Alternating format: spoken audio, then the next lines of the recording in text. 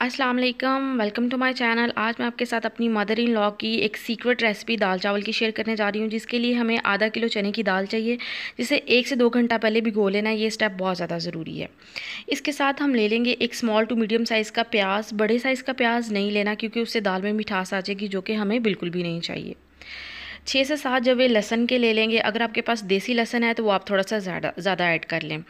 अच्छा, 2 से 3 हरी मिर्चें ले लेंगे। 1 टेबलस्पून इसमें जाएगी काली मिर्च, हाफ़ टी स्पून जाएगी कुटी हुई लाल मिर्च, हाफ़ टी स्पून हल्दी एंड 1.5 टीस्पून जो है वो नमक जाएगा। नमक आप अपने टेस्ट के मुताबिक भी एडजस्ट कर सकते हैं। इसके बाद इसमें जाएगा 1.5 लीटर पानी। दाल और पानी की रेशो कुछ इस तरह से है कि अगर आप 1 कप दाल लेते हैं तो इसके अंदर 3 कप पानी जाएगा, मतलब कि 3 गुना पानी। तो चलिए शुरू करते हैं दाल और चावल की सीक्रेट रेसिपी, जो कि आपको बहुत पसंद आने वाली है। लेकिन उससे पहले अगर अभी तक आपने मेरे चैनल को सब्सक्राइब नहीं किया तो काइंडली सब्सक्राइब कर लीजिए।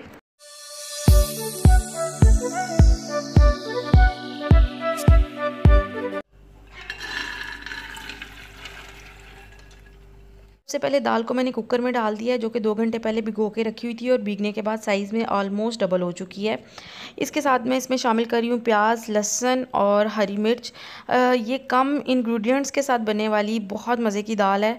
इसमें बहुत ज़्यादा चीज़ें नहीं जाती हैं, लेकिन टेस्ट में बहुत अच्छी होती है। इसके साथ साथ जो है काली मिर्च, कुटी लाल मिर्च, हल्दी और नमक, इन तमाम मसालों को मैं दाल के साथ ही शामिल करके इसमें पानी डाल दूँगी और कुकर बंद करके वेट चलने का इंतज़ार करूँगी। और जैसे ही वेट चलना शुरू होगा तो मैं टाइम नोट कर लूँगी और 15 मिनट तक मैं वेट चलने दूँगी।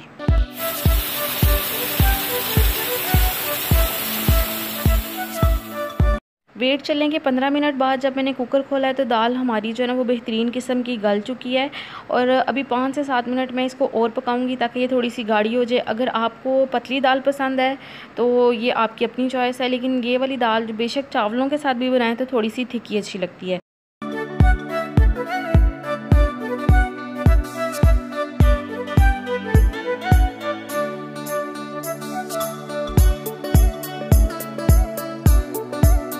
तो तड़के के लिए जो है हमें आधा कप ऑयल चाहिए, 8 से 10 लाल गोल मिर्चें चाहिए, 6 से 7 जवे लहसुन के चाहिए, 2 इंच का टुकड़ा जो है वो अदरक का चाहिए, 2-3 टेबलस्पून हरा धनिया, हरी मिर्चें और 1 टीस्पून जो है वो हमें चाहिए गरम मसाले का।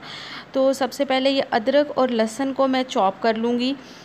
इसको पेस्ट बिल्कुल भी नहीं बनाना। इसको अगर ग्रेटर है तो उसके साथ ग्रेट कर लें या आप बारीक बारीक चॉप कर लें, इससे टेस्ट में बहुत ज़्यादा फ़र्क पड़ेगा। अगर आप पेस्ट डालेंगे तो टेस्ट चेंज हो जाएगा।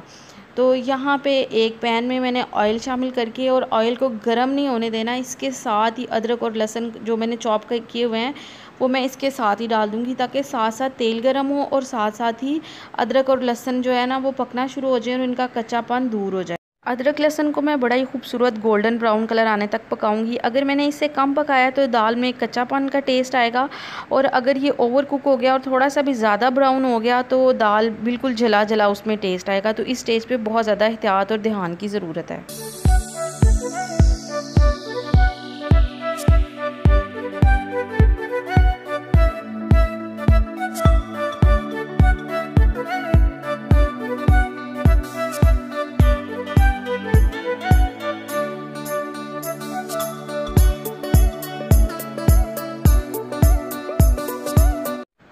तो जैसे ही अदरक लहसुन जो है वो गोल्डन ब्राउन कलर का हो जाएगा तो मैं इसमें लाल गोल मिर्चें जो हैं वो शामिल कर लूँगी और 8 से 10 सेकंड के लिए इनको पकाना है, क्योंकि इस स्टेज पे तेल जो है वो बहुत ज़्यादा गर्म है। तो अगर ज़्यादा देर के लिए रखेंगे तो मिर्चें जो हैं वो ब्राउन होना शुरू हो जाएंगी, तो अच्छा टेस्ट नहीं आएगा और इनका कलर भी ख़राब हो जाएगा।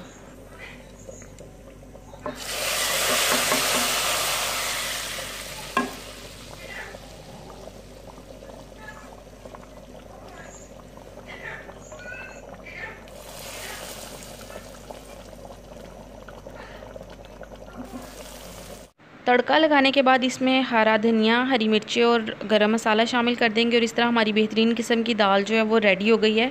अगर आपको मेरी वीडियो नाइस लग रही है तो काइंडली इसको लाइक कर दें, मेरे चैनल को सब्सक्राइब कर दें और साथ लगे बेल आइकॉन को भी प्रेस कर दें ताकि नेक्स्ट वीडियो की नोटिफिकेशन आपको मिल सके।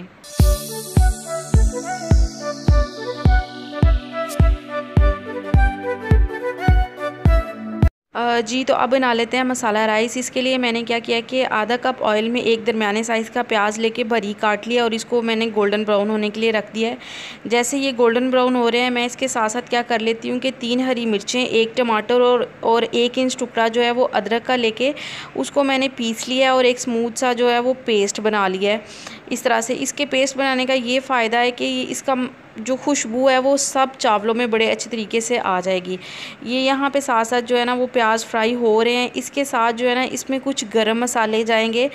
جی تو میں آپ کو بتاتی ہوں کہ اس میں کون کون سے کھڑے مسالے جائیں گے۔ اس میں میں نے 4 سے 5 جو ہیں وہ دار چینی کی سٹکس لے لی ہیں، 3 میں نے کالی موٹی الائچی اس میں شامل کروں گی، اس میں 6 سے 7 جو ہیں وہ لونگ شامل کروں گی، 1 ٹی اسپون جو ہے وہ سوکھے دھنیا کا پاؤڈر اور 1 ٹی اسپون ہی زیرہ پاؤڈر شامل کروں گی، اور 1 ٹی اسپون جو ہے وہ اس میں کٹی لال مرچ جائے گی، اور 1.5 ٹیبل اسپون جو ہے وہ جائے گا اس میں نمک جو ہے وہ آپ اپنے ٹیسٹ کے مطابق بھی کم یا زیادہ کر سکتے ہیں۔ تو یہاں پہ میں نے جو ہے نا وہ آدھا کلو چاول لیے ہیں جن کو میں نے اچھی طرح دھو کے اور 20 منٹ کے لیے بھگو دیا تھا۔ بھیگے ہوئے چاول جو ہیں وہ میرے لحاظ سے ذرا زیادہ اچھے بنتے ہیں۔ اگر آپ کے پاس ٹائم ہے تو آپ یہ سٹیپ بالکل بھی سکپ نہ کیجیے گا۔ یہاں پہ جو ہے ہمارے پیاز جو ہیں وہ بڑے اچھے سے براؤن ہو گئے ہیں، تو میں پانی ڈال رہی ہوں تاکہ اس کی کوکنگ جو ہے وہ یہیں پہ سٹاپ ہو جائے اور مزید جو ہے یہ پیاز براؤن نہ ہو۔ اس کے ساتھ ہی جو پیسٹ ہے اور جتنے بھی سوکھے مسالے ہیں یہ پیاز کے ساتھ ہی میں شامل کر کے 5 سے 6 منٹ کے لیے ان کو بھونوں گی تاکہ ان کا کچا پن جو ہے وہ بالکل دور ہو جائے اور ایک بڑی اچھی سی خوشبو آنا شروع ہو جائے۔ جیسے یہ جو مسالہ ہمارا تیار ہو جائے گا تو اس میں پانی شامل کر دوں گی۔ کیونکہ میرے پاس جو ہیں وہ آدھا کلو چاول تھے جو کہ تقریباً 2 گلاس تھے، تو میں نے چاول پہلے سے بھگو کے رکھے ہوئے تھے تو میں 3 گلاس پانی شامل کر رہی ہوں۔ اگر آپ نے چاول پہلے سے بھگو کے نہیں رکھے ہوئے ہیں تو اگر آپ کے پاس 2 گلاس چاول ہیں تو آپ 4 گلاس پانی ڈال دیں۔ تو یہاں پہ پانی شامل کرنے کے بعد میں تھوڑا سا ویٹ کروں گی کہ اس پہ ایک اچھا سا بوائل آ جائے، اور بوائل آنے کے لیے میں اس کو تھوڑی دیر کے لیے کور کر کے رکھ دوں گی۔ اور اس سٹیج پہ آپ نے یہ دھیان رکھنا ہے کہ پانی ابل کے ایک دم باہر نہ آ جائے، اور 4 سے 5 منٹ میں بڑا اچھا سا پانی بوائل ہو گیا۔ جیسے ہی پانی بوائل ہو جائے گا میرے ہسبینڈ جو ہیں وہ اس میں چاول جو ہیں شامل کر رہے ہیں۔ چاول شامل کرنے کے بعد جو ہے اس میں 1 سے 2 دفعہ چمچ چلانا ہے، زیادہ چمچ نہیں چلانا، نہیں تو چاول جو ہیں وہ ٹوٹ جاتے ہیں اور وہ پھر کھلے کھلے اور اس طرح اچھے نہیں بنتے ہیں۔ چاول شامل کرنے کے بعد بس انتظار کرنا ہے کہ اس کا پانی جو ہے وہ جب بالکل ڈرائی ہونے کے قریب ہوگا تو تب تک ہم اس کو پکنے دیں گے۔ جیسے ہی پانی ڈرائی ہونے پہ آئے گا تو اس کو بہت ہی ہلکی آنچ پہ دم لگا دیں گے تقریباً 8 سے 10 منٹ کے لیے۔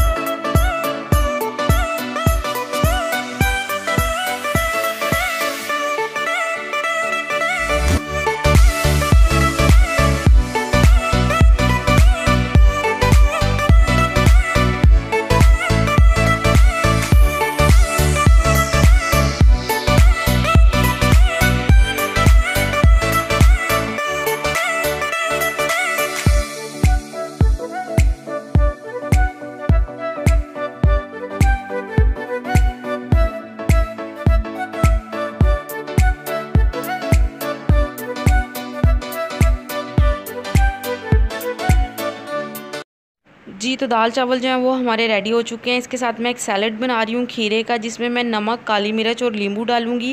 آپ اپنی پسند کے مطابق کھیرا، ٹماٹر، پیاز جو بھی آپ کو پسند ہو اس کا سیلڈ بنائیں اور اس دال چاول کے ساتھ سرو کریں، اور بے شمار تعریفیں جو ہیں وہ اپنے گھر والوں سے وصول کریں۔